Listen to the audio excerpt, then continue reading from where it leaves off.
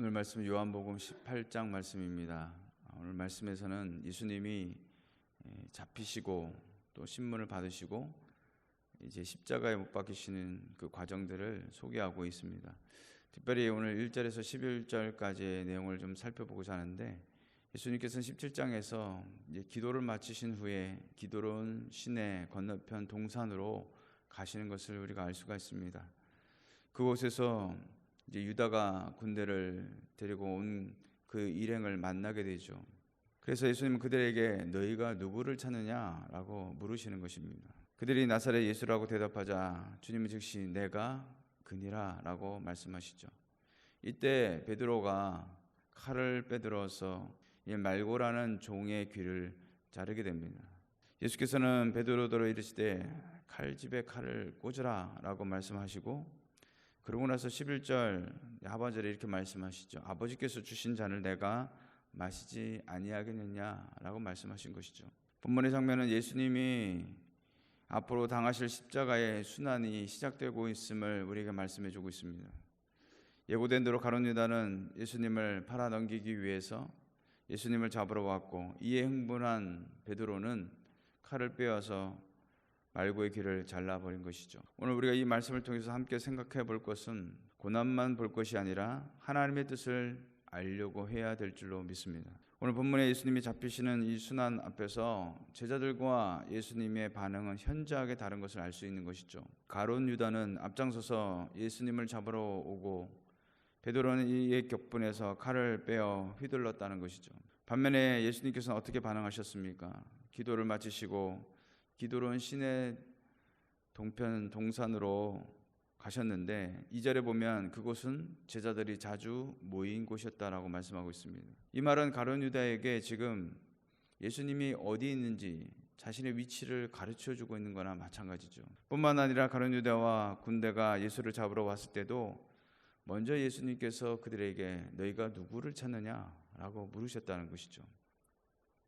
그들이 나사렛 예수라고 대답하니까 예수님은 내가 바로 그니라 라고 말씀하셨습니다. 이 말은 저들이 찾는 이가 바로 자신임을 저들에게 알려주는 것입니다. 예수님이 이토록 행하시는 이유가 무엇일까요? 단 한 가지라는 것이죠. 성경에 기록한 대로 아버지의 뜻을 이루시기 위해서 지금 이렇게 행하고 계시다라는 사실입니다. 같은 본문에 대해서 마태복음 26장 53절 54절에서 대제사장의 종을 향해 칼을 빼든 베드로를 향해서 이렇게 말씀하셨습니다. 너는 내가 내 아버지께 구하여 지금 12군단 더 되는 천사를 보내시게 할 수 없는 줄 아느냐? 내가 만일 그렇게 하면 이런 일이 있으리라 한 성경이 어떻게 이루어지겠느냐 하시더라 라고 말씀하고 있습니다. 예수님은 능히 주님이 원하신다면 12군단도 더 되는 하늘의 군대를 동원할 수 있다는 것이죠.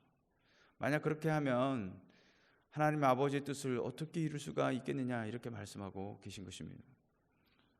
본문 11절 하반절에 아버지께서 주신 잔을 내가 마시지 아니하겠느냐 그렇게 말씀하신 것도 그런 맥락에서인 것이죠. 예수님은 좀 전까지 칼 얘기하다가 갑자기 아버지가 주신 잔에 대해서 말씀을 하고 계십니다. 지금 핵심은 칼이 아니라 아버지가 주신 잔이라는 것이죠.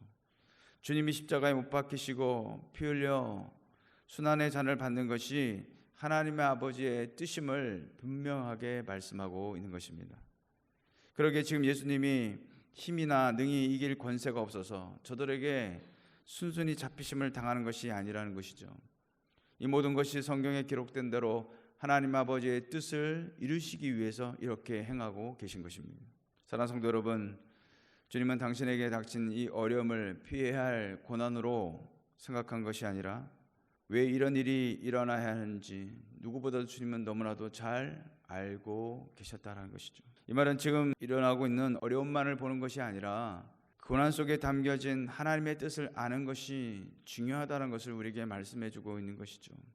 하나님께서는 이 고난을 통해서 내게 말씀하시고자 하는 것이 무엇인지를 알려고 하는 그런 태도가 필요하다는 것입니다. 만약 그렇지 않는다면 우리도 베드로처럼 예수님을 잡아가려는 그 무리를 향해서 칼을 빼들고 칼을 휘두를 수도 있다는 것이죠.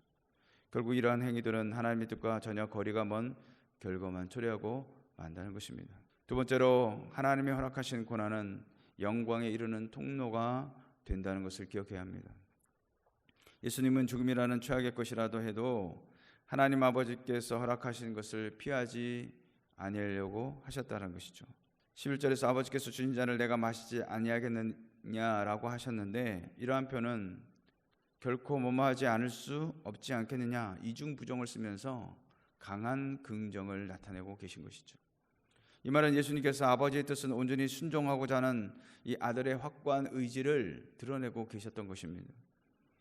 이 말씀에서 이 잔이라는 말은 예수님께서 십자가에서 당할 고난과 죽음을 상징하는 표현입니다.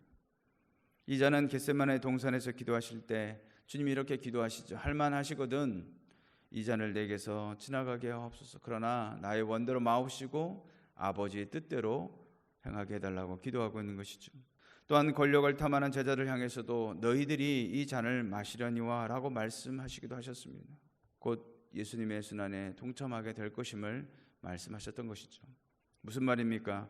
이 잔은 아버지께서 주신 잔이요, 예수님께서 십자가에서 순환당하심은 유다의 배반이나 부패한 종교 지도자들의 이 모략에 의한 비참한 죽음이 아니라 택한 자들을 구원하시기 위하여 하나님의 위대하신 구속 계획에 의한 그런 고난이었다라는 것이죠. 만약 이러한 고통의 십자가 사건이 없었다면 어떻게 되겠습니까? 어떤 영광도 인류의 구원도 결코 있을 수가 없게 된다는 것이죠.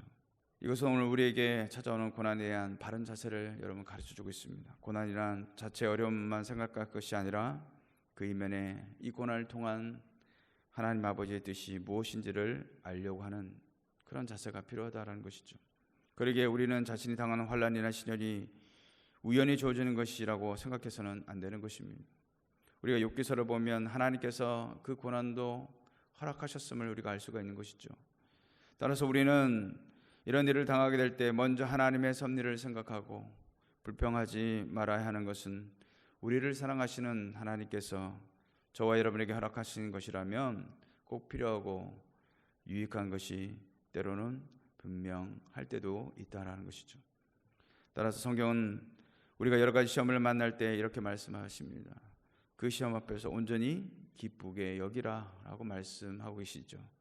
왜냐하면 시험이 일시적인 고통을 주는 것은 사실이지만 이것을 통해서 결국에는 축복을 얻게 되기 때문에 그렇습니다. 사랑하는 성도 여러분, 우리를 사망과 어둠의 권세 가운데서 생명으로 건져주신 주님의 사랑을 생각할 때 어떤 고난 앞에서도 이 믿음으로 고난의 시간을 지나갈 때에 반드시 승리할 수 있는 저와 여러분 되시기를 주님의 이름으로 축원해 드리겠습니다.